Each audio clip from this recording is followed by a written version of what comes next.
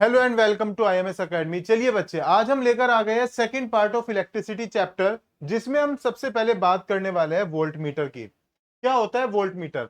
Last class में हम लोग पढ़े थे पोटेंशियल डिफरेंस, और तब मैंने आपको बताया था कि वो डिवाइस जो कि वोल्टेज को नापने के लिए यूज होता है उसका नाम होता है वोल्ट मीटर। तो वोल्ट मीटर एक डिवाइस या इंस्ट्रूमेंट है जो कि यूज किया जाता है पोटेंशियल डिफरेंस को मेजर करने के लिए, और इसका जो रेजिस्टेंस है हाई है, ये एमीटर के उल्टा काम करेगा। एंड सेकेंडली, ये हमेशा पैरेलल में, एमीटर कनेक्ट होता है सीरीज में, जबकि वोल्ट मीटर कनेक्ट होता है पैरेलल कॉम्बिनेशन में। और इसका जो सिंबल है वो ये होता है जो मैंने आपको बताया भी था, बीच में वी बनाना है, पॉजिटिव एंड नेगेटिव।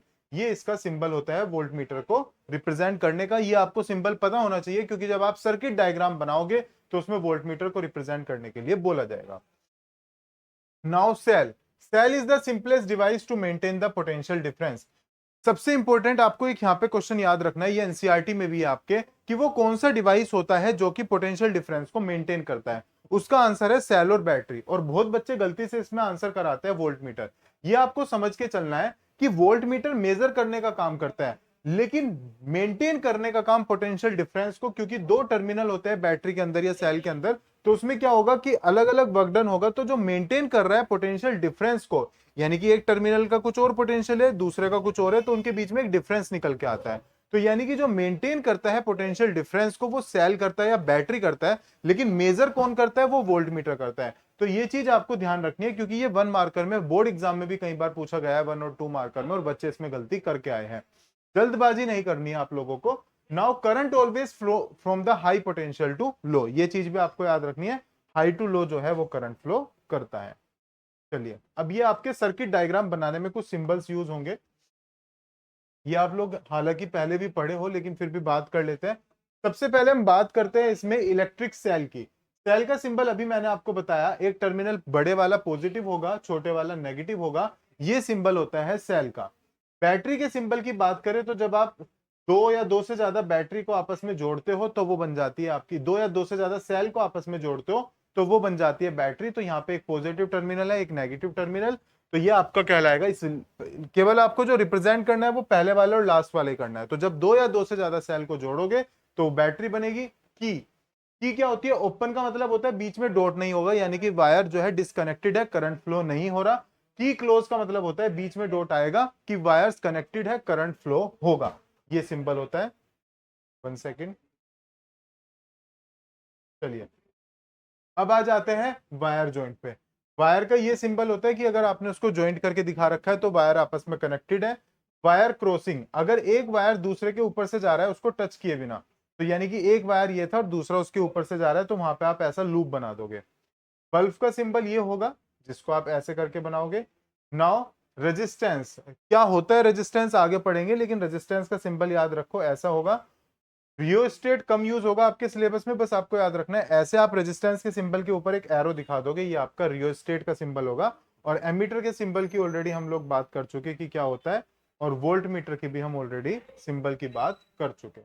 चलिए, अब बात करने वाले हैं सबसे इंपॉर्टेंट कॉन्सेप्ट की इस चैप्टर के अंदर, जो कि है ओम्स लॉ, जो आपका 110% बोर्ड एग्जाम में आता है। ये इससे रिलेटेड कॉन्सेप्ट जरूर आता है। चलिए, सबसे पहले हम बात करें ओम्स लॉ की। इसका नाम ओम्स लॉ क्यों रखा गया? एक साइंटिस्ट थे जिनका नाम था सर जॉन साइमन ओम। उन्होंने क्या करा, वोल्टेज और करंट के बीच में एक रिलेशन बताया था।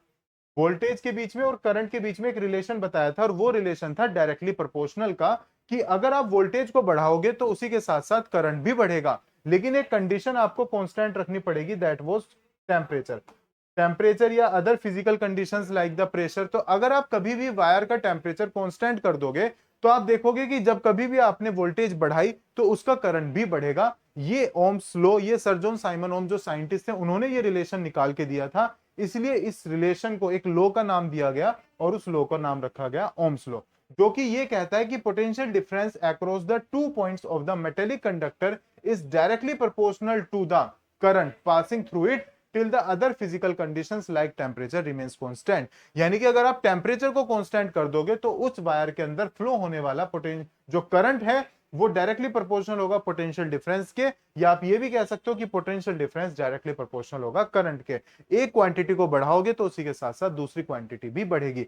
और ये एक्सपेरिमेंट आप जाके कर भी सकते हो, आपकी लैब के अंदर जो है, फिजिक्स लैब के अंदर एमीटर एंड वोल्टमीटर दोनों ही डिवाइस रखे गए हैं। आप देखोगे अगर आपने एक रीडिंग ली है वोल्ट मीटर की, उस पर आपको एक स्पेसिफिक करंट की रीडिंग भी मिलेगी। जैसे ही आप वोल्टेज को बढ़ाओगे तो आपको एमीटर में करंट की रीडिंग भी बढ़ती दिखेगी। तो वहीं की वहीं ओम्स लॉ साबित हो जाता है कि हाँ, वोल्टेज बढ़ाने पे करंट भी बढ़ जाता है। चलिए ध्यान से देख लो, ये स्टेटमेंट आपको एज इट इज याद करना पड़ता है जो ज्यादातर लॉज होते हैं। जैसे कि कभी हमने न्यूटन्स फर्स्ट लॉ पढ़ा, सेकंड लॉ पढ़ा, अभी ओम्स लॉ पढ़ा, तो इनकी जो स्टेटमेंट होती है उसमें हम ज्यादा चेंज नहीं कर सकते, इनको एज इट इज लैंग्वेज में हमें याद करना पड़ता है। और ये बहुत आसान भी और एग्जाम में बहुत ज्यादा पूछा भी जाता है। चलिए अब बात करते हैं नेक्स्ट कॉन्सेप्ट की। ओम्स लॉ से एक फॉर्मूला निकल के आता है, उस फॉर्मूले के अंदर ही जो हम इतनी देर से बात कर रहे हैं रेजिस्टेंस, वो आपको पढ़ने को मिलेगा।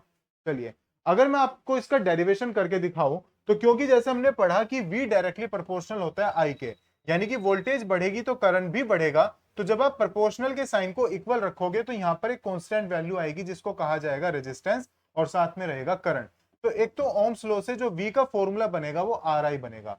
तो एक आपको ध्यान देने वाली बात यह है कि अब आपने ओम्स लॉ से एक तो V का फॉर्मूला पढ़ लिया यहाँ पे RI, और एक आपने ऑलरेडी V का फॉर्मूला पढ़ा था दैट वाज W/Q।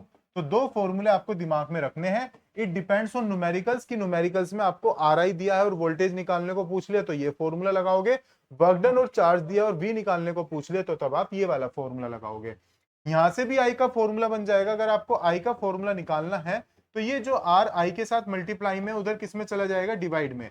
तो यहां से भी I का फॉर्मूला निकल के आ जाएगा V/R, और एक फॉर्मूला आपने I का ऑलरेडी पढ़ा दैट वाज Q/T। तो I के भी अब आपके पास दो फॉर्मूले हो गए।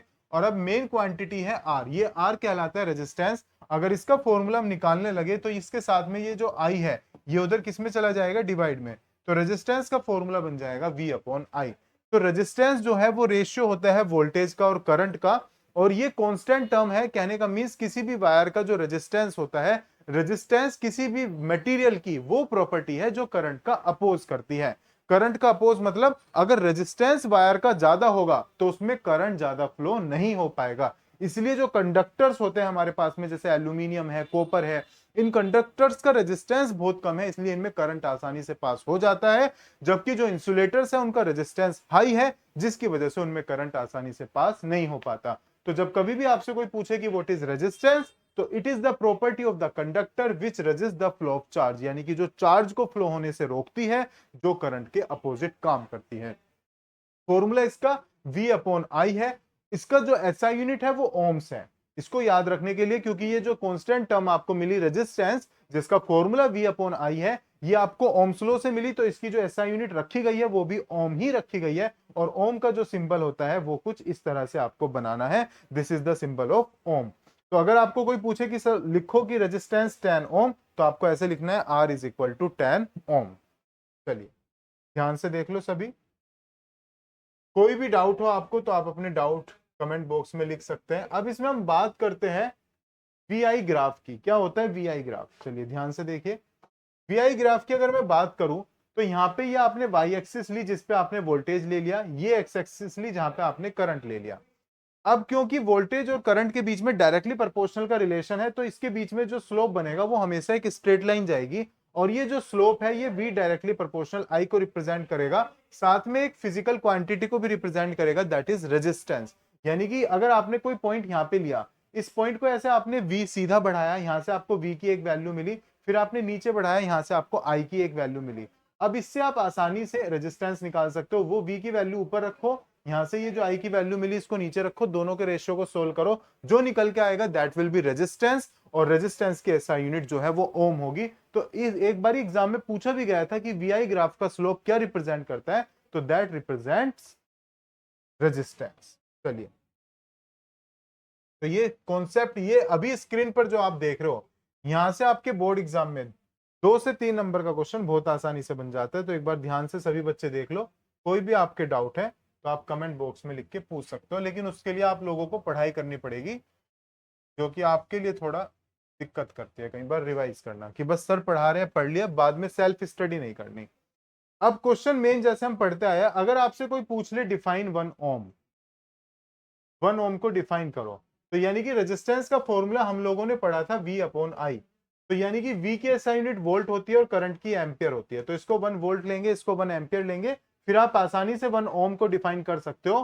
तब 1 ohm can be defined when the potential difference is 1 volt, यानी कि जब वोल्टेज जो होगी वो 1 वोल्ट होगी और जो करंट उसके थ्रू पास हो रहा होगा वो 1 एम्पियर होगा, तो हम आसानी से कह सकते हैं कि जो रेजिस्टेंस है वो 1 ओम है। तो 1 ohm resistance can be defined when the potential difference across the end of the conductor is 1 volt and current passing is 1 ampere. तो ये बहुत आसान है बच्चों, बस आपको इस तरीके से फॉर्मूले में रख के आना चाहिए और उसका एक थ्योरेटिकल स्टेटमेंट आपको बनाना आना चाहिए। चलिए अब बात कर देते हैं ये रेजिस्टेंस किन किन फैक्टर्स पर डिपेंड करता है। चलिए इसमें अगर मैं बात करूं कि किन किन फैक्टर्स पर रेजिस्टेंस डिपेंड करेगा, तो सबसे पहले इसको हम अलग ही पार्ट में सोल्व कर लेते हैं, क्योंकि इसके ऊपर एक न्यूमेरिकल एक क्वांटिटी निकल के आएगी। सबसे पहले तो अगर कोई भी वायर है आपके पास में, उस वायर की एक लेंथ है L और उसका ये एरिया ऑफ क्रॉस सेक्शन है जिसको A से रिप्रेजेंट किया जाता है, कैपिटल A से, जिसका फॉर्मूला होता है पाई आर स्क्वायर। कैसे? कोई भी वायर आप देखोगे तो दैट वो सर्कुलर इन शेप, सर्कुलर होगा, तो उसमें से कितना एरिया का मतलब होता है कितना चार्ज एंटर करेगा, तो ये वाला एरिया जो है ये सर्कुलर इन शेप होता है, तो पाई आर स्क्वायर इसको लेके चलोगे और एल हमने इसकी लेंथ मान ली। तो जो रेजिस्टेंस है वो डायरेक्टली प्रोपोर्शनल होता है एल के, यानी कि वायर की लेंथ जितनी ज्यादा होगी उसका रेजिस्टेंस भी उतना ही ज्यादा होगा। इसलिए हम कोशिश यही करते हैं कि जब भी हम अपने घरों में कोई इलेक्ट्रिशियन को बुला के कोई काम कराते हैं तो जितनी वायर की नीड है वो उतना ही उसमें लेके चले, कोई भी ज्यादा लेंथ का या ज्यादा वायर वो एक्स्ट्रा यूज नहीं करता, बिकॉज उससे रेजिस्टेंस बढ़ जाता है जिससे करंट को पास होने में दिक्कत होगी। सेकेंडली, रेजिस्टेंस जो है वो डायरेक्टली प्रोपोर्शनल होता है एरिया ऑफ क्रॉस सेक्शन के, यानी कि एरिया जितना ज्यादा होगा उसका रेजिस्टेंस उतना ही कम होगा। कैसे? अगर एरिया बहुत ज्यादा है तो उसमें करंट ज्यादा पास होगा और करंट ज्यादा पास होने से रेजिस्टेंस तो अपने आप ही घट जाएगा। और ये वाला भी अगर आप प्रैक्टिकली करके देखो कि अगर किसी बैटरी से आपने एक लंबा वायर यूज करके कोई छोटा सा अप्लायंस चलाया, अब वो बैटरी डाउन हो गई, अब आप उस वायर की लेंथ बहुत कम कर दो, उस अप्लायंस को बिल्कुल बैटरी के नजदीक लाओ और अब उससे वापस जोड़ दो, तो थोड़े टाइम के लिए फिर से चल जाएगा। तो ये शो करता है कि लेंथ कम होने से रेजिस्टेंस कम हो गया, जिससे कि क्या है, करंट बढ़ गया। अब दो क्वांटिटी और है, रेजिस्टेंस डायरेक्टली प्रोपोर्शनल टेम्परेचर के भी होता है। टेम्परेचर के कैसे? एक्चुअली अगर मैं आपको बताऊं तो ये रेजिस्टेंस होता है कोलिजन ऑफ इलेक्ट्रॉन्स की वजह से पैदा होता है, यानी कि इलेक्ट्रॉन्स जितने ज्यादा टकराएंगे उतना ज्यादा रेजिस्टेंस पैदा होगा। टेम्परेचर बढ़ाने पे इलेक्ट्रॉन्स और ज्यादा तेजी से टकराने लगते हैं, जिसकी वजह से रेजिस्टेंस बढ़ जाता है। और फोर्थ अगर मैं बात करूं तो रेजिस्टेंस जो है वो डिपेंड करता है नेचर ऑफ मटेरियल पर, कि यानी कि अगर आप मटेरियल बदल दोगे तो रेजिस्टेंस भी बदल जाएगा, इसलिए कॉपर का रेजिस्टेंस अलग होगा और एल्यूमिनियम का रेजिस्टेंस अलग होगा। अब आपको मेनली लेनी है ये दो क्वांटिटी, फर्स्ट एंड सेकंड। अगर हम रेजिस्टेंस जो है डायरेक्टली प्रोपोर्शनल ले ले लेंथ के और एरिया के, तो यहाँ पे आपका एल का 1 के साथ मल्टीप्लाई करोगे तो ये आ जाएगा एल अपॉन ए, और जब आप प्रोपोर्शनल के साइन को इक्वल में कन्वर्ट करोगे तो एक कांस्टेंट वैल्यू आएगी जिसको रोहो कहा जाता है, और एल जो था वो अपनी जगह ही रहेगा और ए अपनी जगह ही रहेगा। मेन जो मकसद है वो रोहो आपको बताना है। रोहो को स्पेसिफिक रेजिस्टेंस भी कहा जाता है और इसको रजिस्टिविटी भी कहा जाता है। रजिस्टिविटी जो कि आपके एग्जाम में आने वाली है डेफिनेटली, और रोहो का अगर मैं यहां से ये सिंबल जो है इस सिंबल को कहा जाता है रोहो, और अगर यहां से मैं रोहो का फॉर्मूला बनाऊं तो ये जो ए है ये आर के साथ मल्टीप्लाई में जाएगा और जो एल है वो डिवाइड में आएगा, तो finally resistivity is equal to R A upon L. चलिए अब यहां पर आ जाइए। अब यहां पे अगर मैं बात करूं तो जो हमने कहा कि रेजिस्टेंस जो है किन किन फैक्टर्स पर डिपेंड करता है, तो सबसे पहले तो रेजिस्टेंस जो है वो डिपेंड करता है directly proportional to length of wire या लेंथ ऑफ कंडक्टर। अभी हमने पढ़ा कि कंडक्टर की लेंथ जितनी ज्यादा होगी रेजिस्टेंस भी उतना ही ज्यादा होगा, तो ये एक तो कंडक्टर की लेंथ पर डिपेंड करता है, ये डेरिवेशन ऑलरेडी हम लोग कर लिए, तो बस यहां से आपको एक बार लैंग्वेज पढ़ने की जरूरत है कि एग्जाम में आ जाए तो आपको कैसे लिखना है।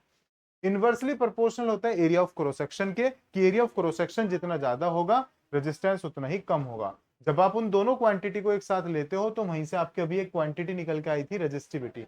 ये जो सिंबल होता है ये रोहो होता है, कुछ इस तरह से, पी नहीं बनाना आपको, इस तरह का बनाना है, इसको कहा जाता है रोहो, जो कि रेजिस्टिविटी को रिप्रेजेंट करता है।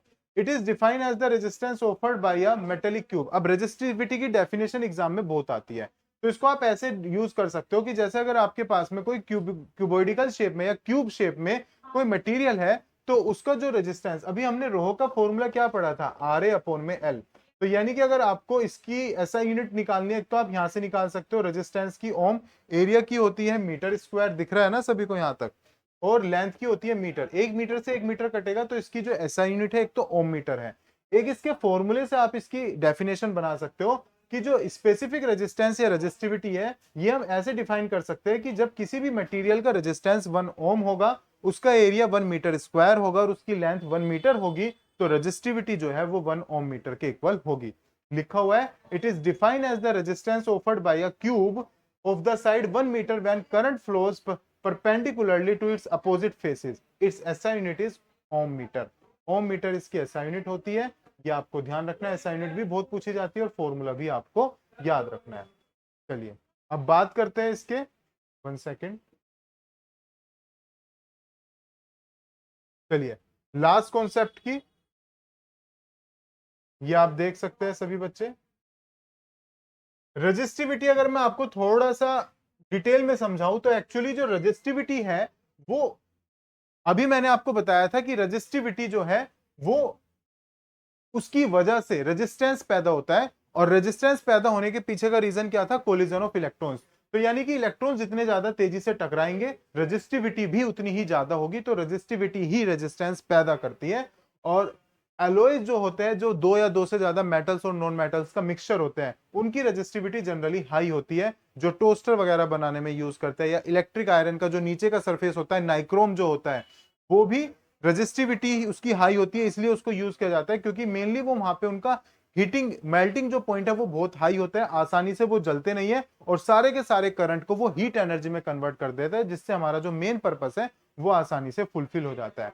तो लिखा हुआ है कि having higher resistivity of the alloys is the higher than that of the metals. Alloys do not oxidize, burn easily, जल्दी से वो जलते नहीं है। और कॉपर और एल्यूमिनियम जो कि मेटल्स हैं, उनकी जो रेजिस्टिविटी है वो बहुत ज्यादा लो होती है। ऐसे टंगस्टन एक बल्ब में जो फिलामेंट यूज होता है, जिसका जो टेम्परेचर होता है मेल्टिंग पॉइंट वो लगभग 3380 डिग्री सेल्सियस होता है और उसको यूज इसलिए किया जाता है क्योंकि वो बहुत आसानी से जो है हीट होके लाइट एनर्जी को एमिट करता है। चलिए इसका नेक्स्ट पार्ट को हम कवर करेंगे नेक्स्ट वीडियो में, या जो भी इसके कॉन्सेप्ट बचे हुए हैं। आई होप सो कि सभी को ये कंटेंट समझ आया, सभी इसकी तैयारी अच्छे से करेंगे। जुड़े रहिए आईएमएस एकेडमी से। Thank you everyone.